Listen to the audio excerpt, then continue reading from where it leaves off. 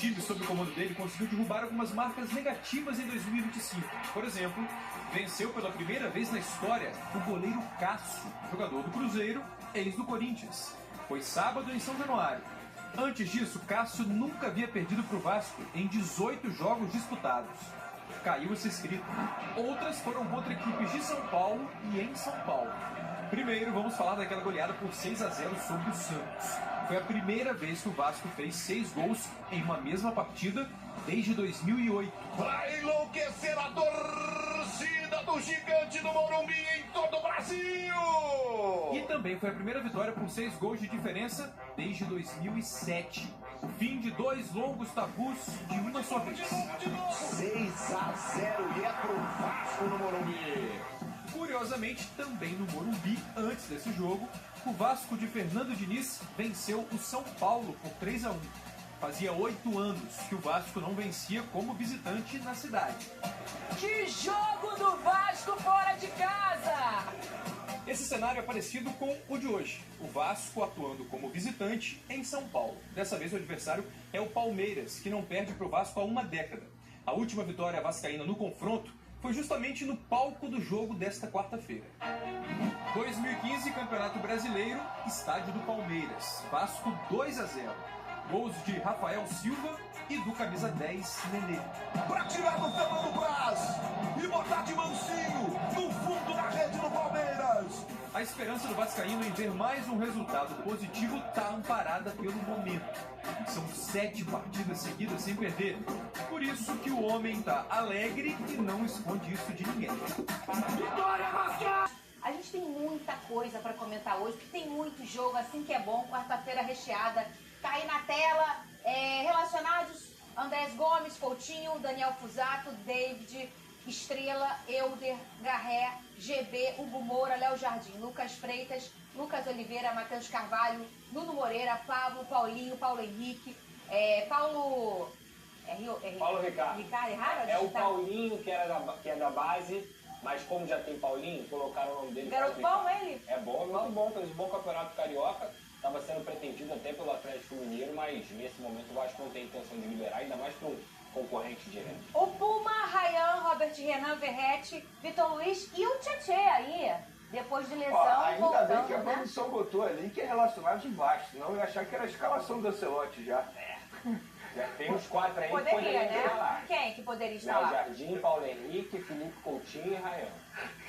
Tu viu ele falando, Pedro? Eu vi, ele tá assim, cara, eu já não sei mais o que Eu fazer. gosto dele. dessa sua skin, Pedrosa. É isso, pô. Tem nenhum absurdo. É isso, cara. É isso, cara. É isso. Pau na mesa, Pedrosa. É isso, reage, Pedrosa. Vamos botar a possível escalação aqui? Aí, tá aí. Podem ter algumas mudanças aí. Então vamos falar? O Léo Jardim no gol, o Paulo Henrique pelo lado direito, o Lucas Oliveira e o Robert Renan, a dupla de zaga. Desse jeito aí que tá mesmo? O Robert no lado dele mesmo, Isso, bonitinho? por quê? Vamos lá. Porque ontem você tinha falado que poderia ser o Robert na direita e o Lucas Freitas aqui do lado dele, né? Porque o Robert ele se deu muito bem jogando na direita sem problema nenhum. Vamos começar falando da zaga. A questão é, o Lucas Freitas, que vem fazendo até um Sim. ano bom, vamos Regular, dizer assim, né? Vamos um ano dizer. regular, ele falhou no jogo contra o Bahia, ele entregou a bola. Ele fez até um bom jogo, mas ele entregou a bola pro jogador do Bahia, o Sanabria, e conseguiu fazer um gol. O Lucas Oliveira, no jogo que ele entrou contra o Flamengo, ele entrou muito bem. Ele teve que segurar uma rabuda, digamos assim, Sim. no momento que o Robert teve a concussão, e ele entrou muito bem. Então, o Diniz, ele é o cara que gosta de priorizar quem tá bem, quem tá entrando melhor, quem tá num momento bom. Então, eu acho que o Lucas Oliveira tem grande chance de ganhar essa vaga na vaga do Lucas Freitas, e isso é uma dúvida do próprio Fernando Diniz, justamente porque você não vai deslocar o Robert de lugar. Então, você mantém o zagueiro pelo lado direito e o zagueiro pelo lado esquerdo. A volta do Tietê era uma volta que o Vasco tomou todo cuidado para ele retornar 100%, porque a volta contra o Botafogo, quando ele se machucou de novo, foi uma volta acelerada, muito por conta também da lesão do Jair, e pelo teor do jogo ser mata-mata. Então, o Tietê... E por ele gostar de jogo grande, dele ter um mental competitivo, vitorioso, Exato. e conhecer bem o Botafogo, Mas eu acho a volta foi precipitada. foi precipitada. E isso ficou claro, porque ele se machucou de novo. Dessa vez ele deve iniciar o jogo. A chance é muito grande dele iniciar o jogo com uma minutagem reduzida, até porque tem um Cocão lá no banco de E ele vai reserva. na maré contra, porque que eu acho bom, que é o que a gente sempre defende aqui, quase ninguém faz. Sim. Tá machucado? Começa com ele É. e vê o quanto ele vai durar, em vez de, eu tenho o quê? Eu tenho 20 minutos pra usar o cara. Sim. 20 também Não, não, é. né? Mas 45. Eu tenho 45 minutos pra usar o cara, começa com o cara, e é até bom, porque se ele se machucar ou alguma coisa acontecer, você pode trocar. Agora, geralmente eles fazem o contrário, eles deixam pra botar no decorrer do jogo, né? Mas Quando o tem uma Diniz não minutagem leva menor. muito isso em consideração. O Diniz é um cara que é até engraçado, né? Quando o GPS tá pitando no treino, ele acha que o cara tem que continuar treinando, o cara continua treinando. Tira o GPS, continua o treino. Ele é um cara que sente muito o que o atleta vai responder. Se o Tietchan falou pra ele que ele tem condição de começar como titular, ele vai colocar o Tietchan como titular. Você pode ter certeza. É igual o papo que a gente estava conversando aqui sobre poupar o Felipe Coutinho ou não. Meu amigo, pro Diniz isso não existe. O Diniz, o cara, se ele tá bem, ele tem que jogar. O que faz o jogador ganhar ritmo de jogo, ganhar condição física, é jogar. Então na cabeça dele é isso. E é por isso que o Tietchan deve ser titular hoje. O resto é o mesmo, mas... Uma pelo lado esquerdo, o Tietchan e o Hugo Moura. O Hugo Moura como até primeiro porque, e o Pedrosa, Tietchan como segundo. Puder abrir aqui a tela, por favor. Ontem- Aí, muito ontem, bem. Fernandinha, a Felipe gente Coutinho, Ryan, Nuno Moreira pela esquerda e o Verratti lá na frente. Lembrando que o Barros está suspenso, por isso que ele não é titular. Fala, Até Felipe. porque, Pedrosa e Fernandinha, ontem a gente mencionou aqui sobre a ausência do Cauã Barros, que para mim essa é a principal ausência, embora o Cuesta tenha chegado muito bem à zaga do Vasco da Gama. Então o Tietchan seria uma peça crucial Perfeito. para essa posição que não vai ter o principal jogador, o Cauã Barros. Que a gente brinca aqui, o Pedrosa brincou outro dia, Pitbull e tal, mas fato é isso. Desde quando ele chegou e se tornou titular nesse retorno dele, o Vasco não perdeu. Isso não é uma coincidência, porque ele é uma peça importante. Eu estou com vocês nessa, e eu acho que tem que ouvir o atleta também, porque o atleta pode chegar e falar: ô Diniz, eu prefiro começar. Ah, eu não tenho 90 minutos para jogar, mas eu prefiro começar. E pronto. E a gente está falando de um Tietchan, que assim, conhece muito bem o futebol do Fernando Diniz, um cara extremamente experiente, e é um jogo grande. É um jogo importante, e com certeza o Tietchan quer começar essa E partida. tem a lei do ex, que pode pintar aí pro Tietchan. né? Mas tem O um outro Tietchan ponto jogou no importante Palmeiras. também, nessa parte da frente aí.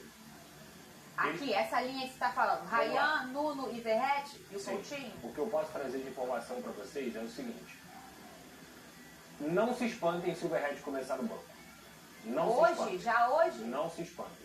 O Verratti é um jogador que ele é muito valorizado pelo Diniz, ele é o líder do Vasco, ele é um cara muito valorizado pelos jogadores, muito valorizado. Os jogadores amam o Verratti, ele é um líder dentro de campo, mas já há conversas dentro da comissão técnica sobre a possibilidade de utilizar o Verratti no banco em jogos que você vai precisar de uma exigência física maior, principalmente lá na frente. E o que eu quero dizer é, não tem nenhuma novidade. Para quem acompanha o Vasco sabe que o Verratti começou no banco contra o Corinthians, no jogo em São Januário. O Vasco perdeu aquele jogo, ele até entrou, fez gol de pênalti e tudo mais, foi um jogo até Quem que que se machucou o pra ele Tietchan se entrar? machucou. O Tietchan, né? Foi o Tietchan que se machucou.